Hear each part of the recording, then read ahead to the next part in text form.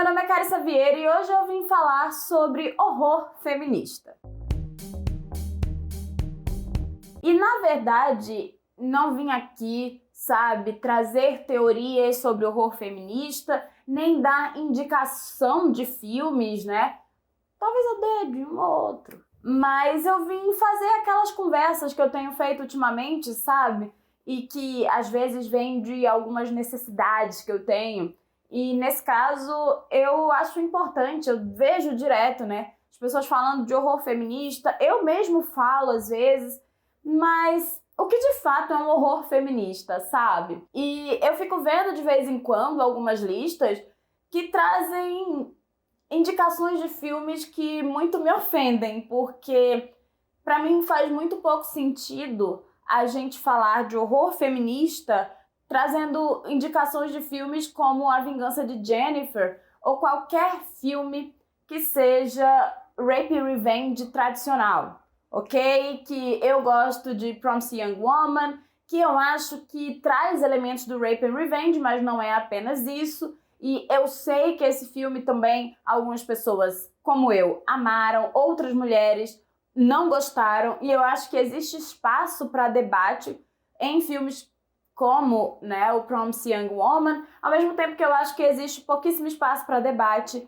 em filmes como A Vingança de Jennifer. E a gente precisa começar a falar um pouquinho sobre isso, Porque não é apenas uma mulher chegar e, enfim, se vingar de homens, ou bater em homens, ou matar homens, que vai determinar que um filme é um filme de horror feminista, Não é porque em filmes de Rape and Revenge, mulheres chegam e se vingam dos estupradores que esses filmes, eles são de fato empoderadores pra gente. A gente tem que pensar em como Rape and Revenge é um tipo de, subgênero extremamente problemático. Eu fiz um vídeo inteiro sobre isso com a maravilhosa da Gabi Laroca, né? Vou deixar linkado aqui em cima. A gente debate, né, essa questão do Rape and Revenge e como, em geral, é um subgênero problemático porque traz uma violência para corpos de mulheres, né? E assim,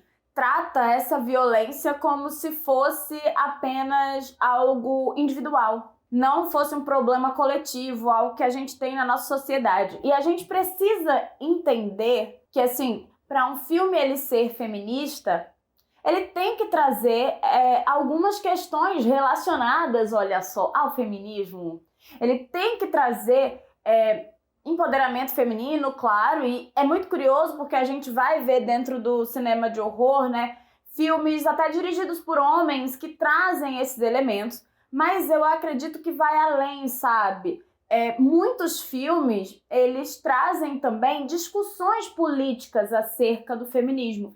Eu acho que esses, de fato, são filmes de horror feministas, quando a gente para pensar em Garota Sombria Caminha pela Noite, né, que vai trazer esse cunho político, o próprio Promising Young Woman, que traz na sua essência todo esse debate. O que a gente também tem que pensar é que filmes, por exemplo, como Promising Young Woman, ele traz um tipo de feminismo. E aí a gente tem essa questão. O feminismo, ele tem vertentes. O feminismo, ele não é uma coisa única. Eu tenho o feminismo que, para mim, me representa. Vários outros feminismos que tem por aí não me representam e não representam, inclusive, outras mulheres, Então, feminismo que exclui, para mim, inclusive, nem deveria ser considerado feminismo. Mas aí é discussão para um outro vídeo. Inclusive, já tô vendo grupo vindo me xingar. Não vai ser a primeira vez, não é mesmo? Mas, enfim, eu acho que quando a gente pensa no horror, a gente sabe, sim, que o horror tem subgêneros que são problemáticos quando a gente fala do corpo feminino, né? Então, é algo para se pensar. Eu gosto bastante do slasher, mas não dá para negar que o slasher, ele traz essa coisa da violência, né, contra o corpo da mulher. São os corpos mais objetificados, são os corpos mais massacrados. Então, filmes que trazem esse tipo de coisa, eles não podem ser feministas. Então, mais uma vez, a gente volta para A Vingança de Jennifer. Não é porque tem uma mulher se vingando das pessoas que machucaram ela, se vingando de homens, que automaticamente esse filme vai ter teor feminista, gente, sabe? Ela passa por uma violência brutal e isso é jogado na tela. E aí eu me pergunto como alguém pode achar que isso é feminista. Mostrar excesso de brutalização com o corpo de uma mulher usando uma violência que é um medo diário da maioria das mulheres, sabe? Qual sentido? Então, assim, é uma construção que vai por um outro lado. Ao mesmo tempo, um filme como O Babadook, que vai trazer a questão da maternidade, óbvio que juntamente com a depressão, com o luto, é um filme que fala sobre várias questões, mas a maternidade é um ponto central. E a maternidade é um ponto central da vida das mulheres. E o filme mostra isso, né? A questão do próprio medo com relação àquela relação de mãe e filha, sabe? Então, é um filme que, na minha visão, ele é totalmente feminista, justamente por trazer algo essencialmente feminino. E mais, trazer isso incitando debates, porque existe sim uma romantização gigantesca da maternidade dentro da nossa sociedade. E assim, a gente vê aquela mulher ali em frangalhos, tendo que criar o filho, mas tendo um zilhão de problemas, sabe? Tira um pouco dessa romantização absurda que a gente vê no cinema em geral. Então, mais uma vez, eu vou trazer a questão do olhar. Olha só, o olhar vai fazer diferença.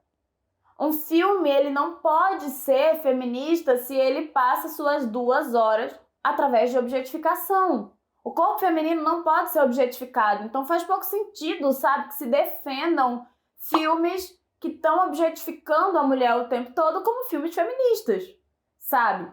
E, ok, existem filmes como O Novo Natal Sangrento, sabe, que foi vendido como um filme feminista. E assim, é um filme ok, ele quer empoderar mulheres, mas é totalmente perdido, assim, dentro da sua própria narrativa. Eu não gosto muito do filme. E muita gente defende que o original, inclusive, ele traz coisas, traz um viés mais feminista do que o primeiro. Então a gente tem que pensar, assim, que não é única e exclusivamente porque um filme é vendido como feminista, esse é um horror feminista, que ele automaticamente é um horror feminista, sabe? Não existe uma resposta pronta, nem existe de fato, sabe, isso de horror feminista e que exista uma visão única para isso. Porque, como eu falei antes, o próprio feminismo, ele não tem apenas uma vertente. Então, para mim, um filme de horror feminista, ele foge da objetificação dos corpos de mulheres, porque o horror ele traz essa lógica, né, de excesso de exposição do corpo feminino e tudo isso, inclusive, muito voltado para essa coisa da punição da mulher e da sexualidade da mulher. Então, a gente não pode ser punida, a não ser que seja de uma maneira política, né, por ser mulher. Então, é por isso que eu acho que, por exemplo, Promising Young Woman, que a gente vai ter, né, essa coisa também da punição por ser mulher, mas eu não vejo exatamente como uma punição, eu vejo como uma tragédia, que eu acho que ele tem, sim, um viés político e que é feminista. E aí, eu acho que o filme, ele, muitas vezes, assim, ok, ele pode até, algumas pessoas vão dizer que ele é liberal, outras vão dizer que não, né, feminista liberal, outras vão dizer que não, mas ele é um filme que traz um viés feminista ali, claramente. Além de que eu acho que apesar, ok, a Laverne Cox, ela tem um personagem secundário, mas eu acho que é interessante como ela é colocada dentro da história e, enfim, até gostaria que ela tivesse, sim, mais tempo de tela, mas eu gosto de como ela é colocada dentro da história e como a sua personagem é respeitada, sabe? Enfim, isso pra mim é importante também. Mas eu acho que a gente às vezes se perde nessa ideia, sabe? De que um horror feminista é mulher matando todo mundo. E aí muita gente vai na lógica de que, vamos lá falar sobre Rape and Revenge. Tá aí um filme que mulher vai matar todo mundo. Nos últimos 30 minutos finais do filme, sim. Depois dela ter passado 1 hora de filme sendo estuprada em tela de maneira extremamente objetificada? Sim! Então, assim, não pode, né? Não pode ser feminista. Não é apenas, sabe, mulher matando homem e, enfim, existem outras coisas. Existem filmes sobre bruxaria que vão ter muito mais feminismo do que filmes que estão aí, sabe? Como A Vingança de Jennifer. Óbvio que cada um com o seu tipo de vertente, né? A gente sabe que, por exemplo, A Bruxa do Amor, que eu gosto bastante da Anna Biller, não é um filme que todas as pessoas, todas as mulheres vão enxergar um feminismo completamente inclusivo. É um filme extremamente branco, assim, eu acho ele bem pouco interseccional, inclusive, apesar de gostar bastante dele. Então a gente tem que ver essas nuances. E é por isso que eu digo, não existe uma resposta 100%, sabe, para isso. Mas eu acho que existe o que definitivamente não é horror feminista, sabe? Não adianta dizer que é feminista se de fato não empodera mulheres. Se você tá ali, primeiro, massacrando aquele corpo, objetificando aquele corpo, não tem como, né? Então, para ser feminista, eu acredito muito nessa lógica de trazer um cunho mais político, trazer narrativas que tenham a mulher como centro, porque é isso. Ser aparentemente uma protagonista não significa que seja, sabe? A mulher, para ser protagonista, a narrativa dela tem que estar ali, central, voltada para ela. Ela não pode ser muleta para a narrativa de homens, entendeu? Então, ela tem que ter tempo de tela, tem que questionar as lógicas do patriarcado. Por exemplo, em vários momentos, a Sidney de Pânico, ela é super feminista. O filme, eu não sei se eu diria que ele é 100% feminista, sabe? Eu acho que, inclusive, ele vai trazendo isso mais e mais, né? Com o passar dos filmes e tal. Eu gosto bastante de como ele, pensando inclusive na década de 90, como ele traz a própria Sidney e a própria Gale. Então eu acho que é um filme que traz elementos do feminismo. Não necessariamente é feminista, mas traz esses elementos. E eu acho que isso é importante, sabe? Mulheres fortes, mulheres que são capazes de lidar com os assassinos, com quem vai atrás dela. A gente pensa o Rush, né? O Rush do Mark Flanagan, ele tem uma mulher forte também, mas só por isso será? Então fica o questionamento, será que ter uma protagonista forte automaticamente coloca um filme como feminista? Tô aqui trazendo esse debate, esse questionamento, sabe? Porque, de fato, quanto mais eu estudo sobre horror e gênero, eu fico me questionando o que seria 100% um filme feminista, sabe? Um filme de horror feminista.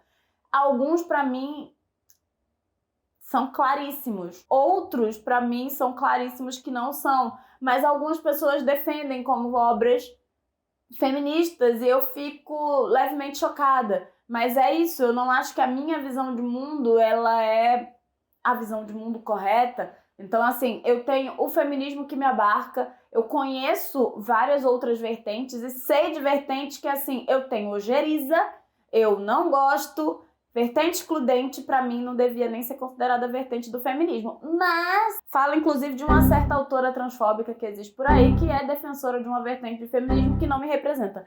Então, isso pra mim Eu fiz esse vídeo muito assim, cheguei, sentei e falei, porque eu fiquei com isso na cabeça, sabe? Você, de fato, consegue imaginar o que é um horror 100% feminista?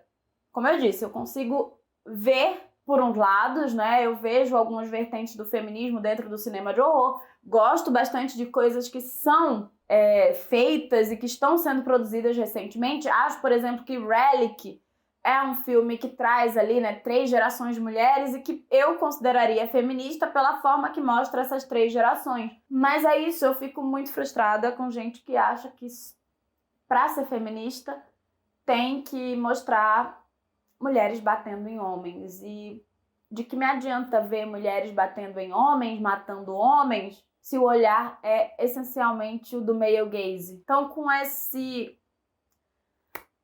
último questionamento, eu termino o vídeo aqui. Não esquece de compartilhar, de comentar aqui o que é que você acha sobre o tema. E é isso.